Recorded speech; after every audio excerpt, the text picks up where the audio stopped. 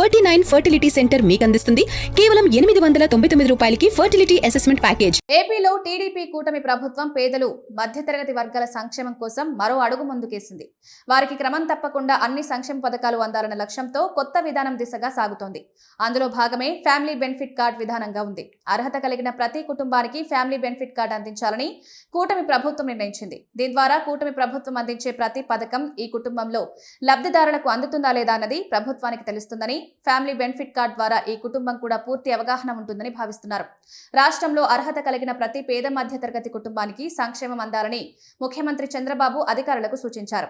కూటమి ప్రభుత్వానికి అభివృద్ధి సంక్షేమం అన్నది రెండు కళ్ళుగా చెప్పారు. వాటిని బ్యాలెన్స్ చేస్తూ పాలన చేస్తున్నామని చెప్పారు.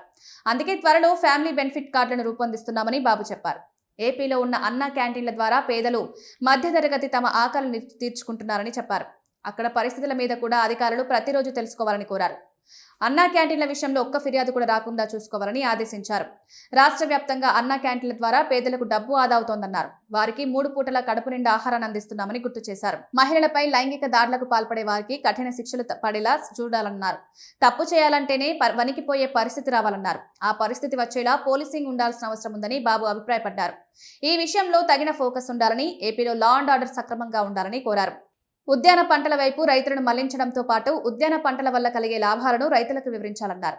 రైతులు తమ వ్యవసాయ క్షేత్రాలలో ఏ పంటలు వేసుకోవాలనే అంశం మీద అవగాహన కల్పించేలా చర్యలు తీసుకోవాలని కోరారు. వ్యవసాయంలో రీసెర్చ్ వర్క్ మరింత పెంచాలని కూడా దిశానిర్దేశం చేశారు.